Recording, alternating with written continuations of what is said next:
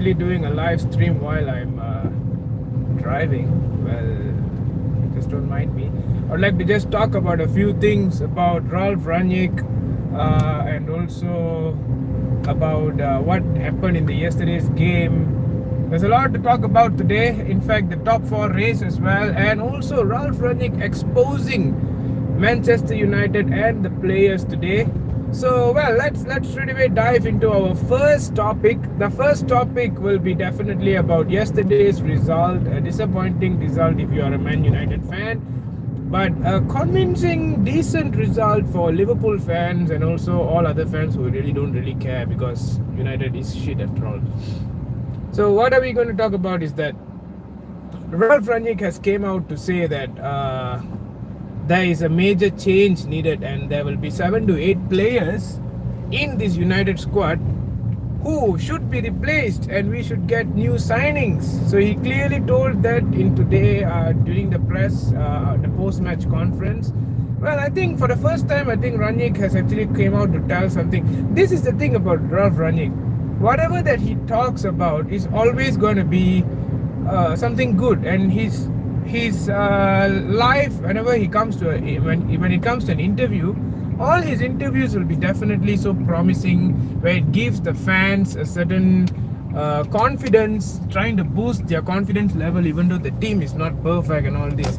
But when it comes to the whole performance, it's always a horror show, and it clearly shows that as well, right? So it clearly shows that the players are not good enough, and whatever Ralf Rangnick has actually said is 101% true.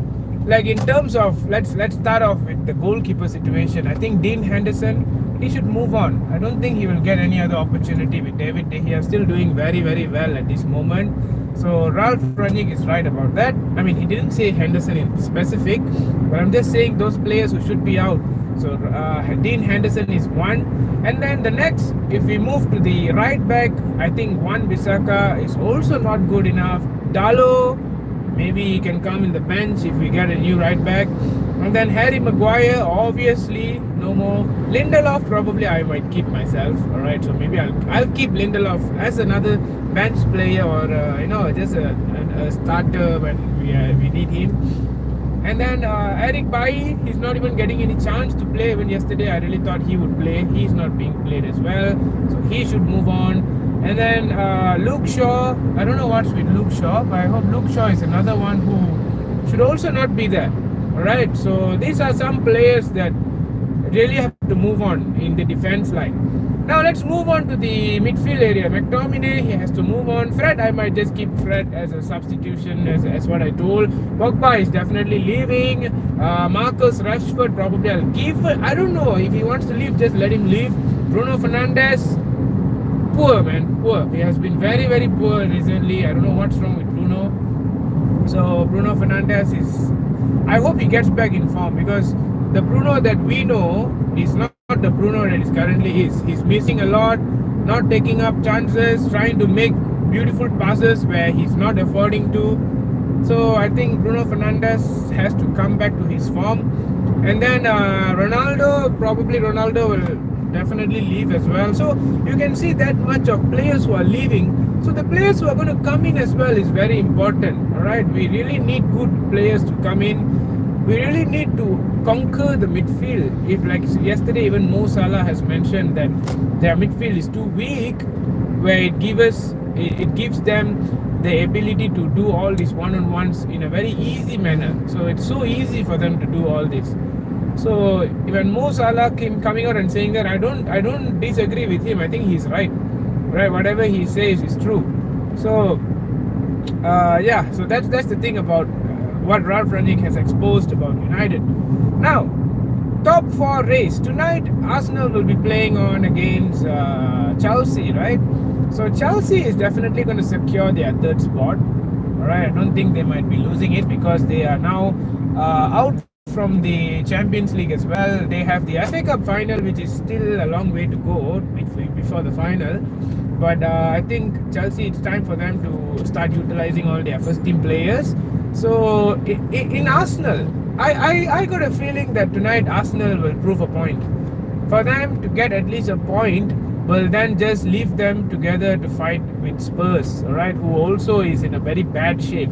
So what we are going to talk about tonight is the top four battle. I think United is totally out of this conversation. I'm not going to talk about Manchester United because for me, United don't deserve the top four. They don't really deserve the top four. All right, and even if the top six looks to be a doubt if West Ham United wins because they are still in the Europa League, right? So I don't know what's going to happen there, but top four, they don't deserve it. But at the same time, if Arsenal loses today to Chelsea, then that will obviously give another chance for Manchester United to actually get some result, which I believe it won't happen anyway. So Arsenal, for me, after 3 defeats, I think it's time for Mikel Arteta to shine again. And against Chelsea, there is a history with Arteta coming out, and the team will play beautiful game of football every time. I think the Southampton game, they were just unlucky because Southampton was only doing a Burnley that day, all right? Apart from the goal, the Arsenal team was trying their best, but they still couldn't finish as well. Arsenal's problem is they don't have a finisher. Giving up Aubameyang all the way to Barcelona and not finding a proper replacement for him is a biggest blunder that Arsenal has done. And today, I got a feeling that against Chelsea, probably Arsenal will at least get a point. I have that trust. I don't know why. I just have a trust that Arsenal will get an outcome from that game, a good outcome from that game. So let's just take a look what's going to happen. Obviously, as a Manchester United fan, I want them to also lose so that, you know, at least there might be a slight chance of us going back there. But you never know, anything can happen. At the same time, now let's look at Spurs on the other hand. So Tottenham now, I don't know what's wrong with Tottenham, man. The other day, if they would have won at Brighton, if they would have beaten Brighton, they were obviously clear enough. Their road to the Champions League is just so opened. Arsenal lost that day, right? So I don't know how Spurs lost that game. And talking about that as well, Arsenal, they knew Spurs lost, all right? Because Spurs played first. Tottenham played first on against Brighton. And they lost the game. And Arsenal went on, and I was thinking, oh, this is it. It's Arsenal's chance now. And then they just screw it up again. So none of these three clubs, man, United, Tottenham, Arsenal, none of these three deserve to be in the Champions League spot now. It's like blunder and blunder and blunder. All these three clubs are doing, I don't know what's wrong with them, right? But anyway, Spurs, they still have the chance. All they have to do is just keep winning games after this and they secure. Because I think in terms of goal difference, even Arsenal in having this game in hand, right? They have a game in hand. And then they will be equal points with Spurs after today. Let's say they win the game. The goal difference will make Spurs to still remain at the 4th spot. So what Spurs has to do now is just win, right? They just have to win all their remaining games. Obviously, they will have to face Arsenal again in the North London derby. I believe this will be the biggest derby, the biggest game we can ever witness for the top 4 race, which is going to also happen. So yeah, this is all what we were wanting to talk about today. I was just thinking that I was feeling a little bored, so what I did was just going up live. Yes, I'm driving, but my concentration is on the road. I'm just talking to you guys, that's it. All right, so I'll meet you all again on the next one. Do subscribe to Football Bloods TV. A lot of new content's coming up. The World Cup is coming up as well. So I'll see you all again. Until the next time, do subscribe to Football Bloods TV. Signing off from Sabish Manmadan. Bye bye.